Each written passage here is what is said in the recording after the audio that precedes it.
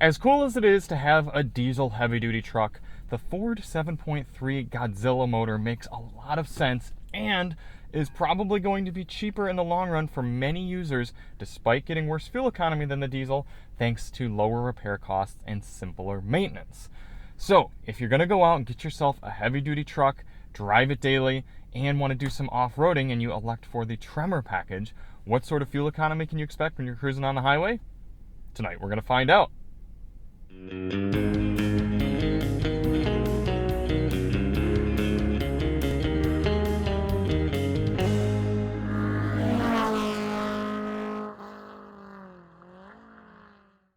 Hey everybody, it's Charlie from DM Moto, and today we've got the real-world highway fuel economy test on the 2026 Ford F-350 King Ranch Tremor with the 7.3 Godzilla.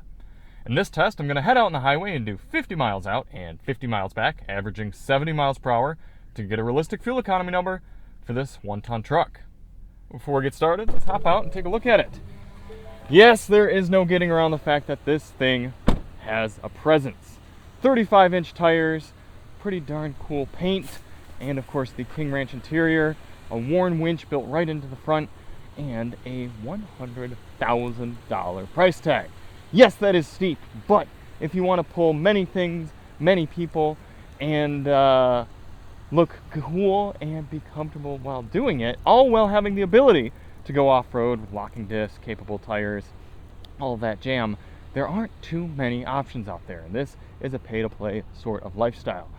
So if you do want to see more on this truck, check the link below. Now admittedly, I would have loved to have taken this thing out with some toys and done some serious off-road testing or anything like that. It just wasn't in the cards for this week, so this is going to be more of a what is it like to use this truck daily and kind of in the real world, passenger or pavement princess, if you will. But if you do want to see our pros and cons review, check the link below. We also had the Ram Power Wagon last year, and I'm going to kind of be giving some comparisons to that. I'd love to spend some time in one of the heavy-duty GM trucks. They're just harder to come by.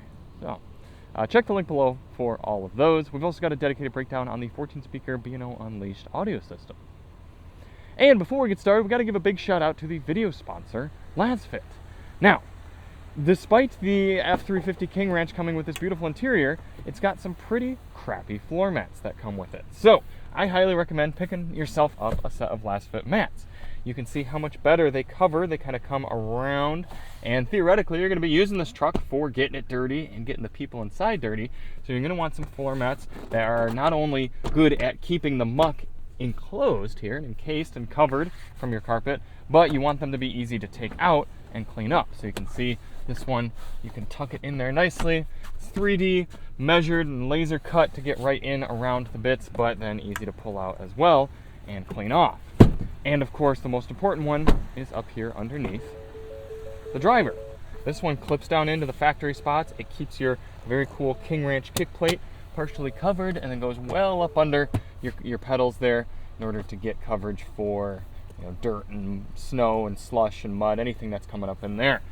So check the link below if you want to get yourself some LazFit mats for your Ford truck or just about any other vehicle. Use the code DailyMotor to help us support us as well as get yourself a discount. Big shout out to LazFit. Thank you for sponsoring the video. So why do we do this test? Well, the EPA doesn't even test heavy-duty trucks like this, so we have no frame of reference for what sort of fuel economy you can expect from a heavy-duty truck like this. And obviously, if we went out with something like the 6.7 Power Stroke, we could get pretty decent fuel economy for the size of vehicle, but you're going to be paying more at the pump, more for oil changes, and more for maintenance and upkeep. Whereas this 7.3 gasoline Godzilla motor has really been proving itself in the heavy-duty truck space, and it's just so gosh darn easy to drive, live with, and use.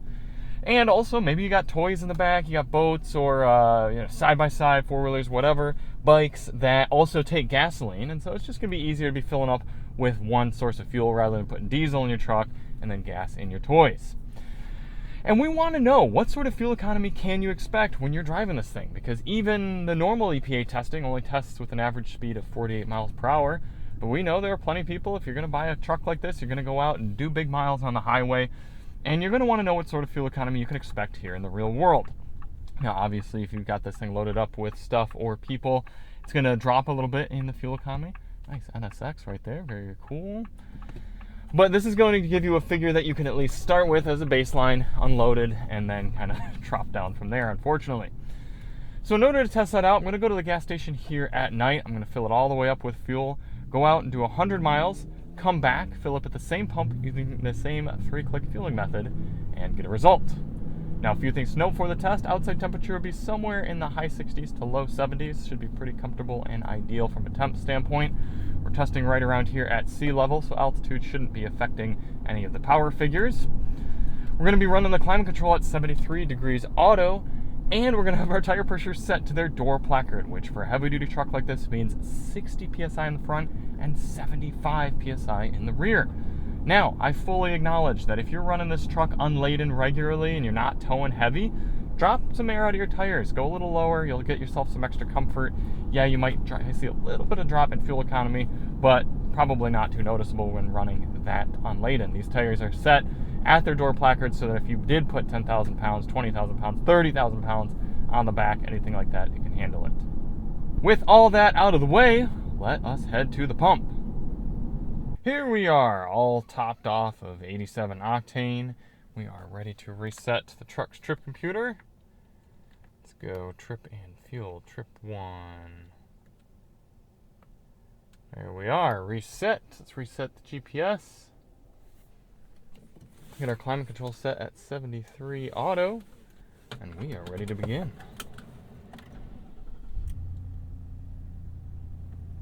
And we do have a number of drive modes here in the F-350. We've got normal, tow haul, eco. Oh wow, we do have an eco mode. Slippery, off-road, and rock crawl. We are going to be doing this test in eco.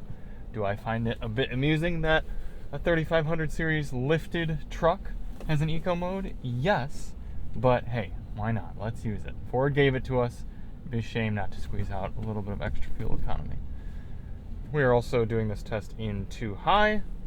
We're going to take it nice and easy over to the highway. It's about half a mile away, and pick up the test from there. Now, the goal of this test isn't to hypermile. We're not trying to get the best possible fuel economy for this truck, but rather a realistic figure. I want to know if you went out on the highway and did 70 miles per hour, what sort of fuel economy can you really get? So in order to test that out, we're going to get up to highway speed here at a reasonable pace. And I'm going to set the cruise control to a GPS indicated 71 miles per hour. That should allow us to average 70 over the whole test. This Volkswagen doesn't seem concerned with doing anything close to the speed limit, so we're just going to nudge our way right up here.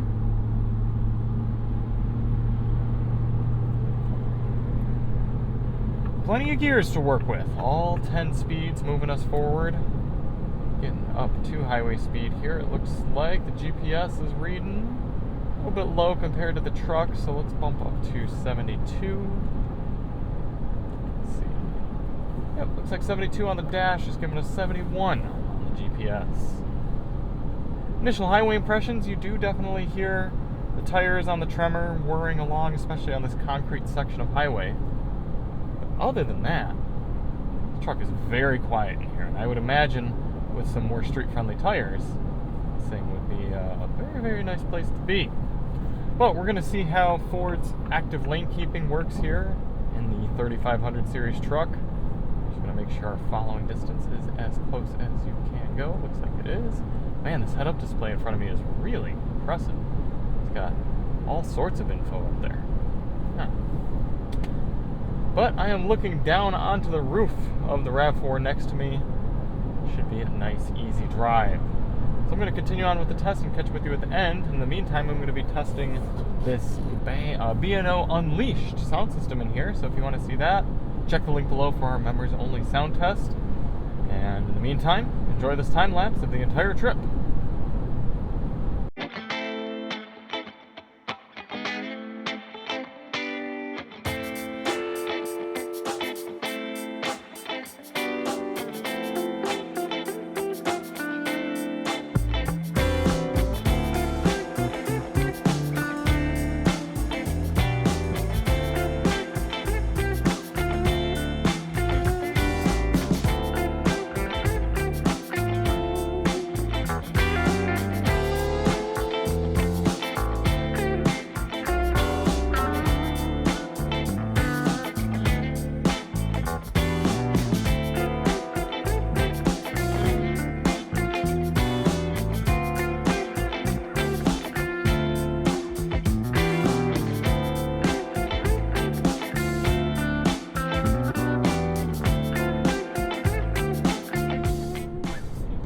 Coming into the end of the highway fuel economy test here in the F-350 Super Duty Tremor with 7.3 gas.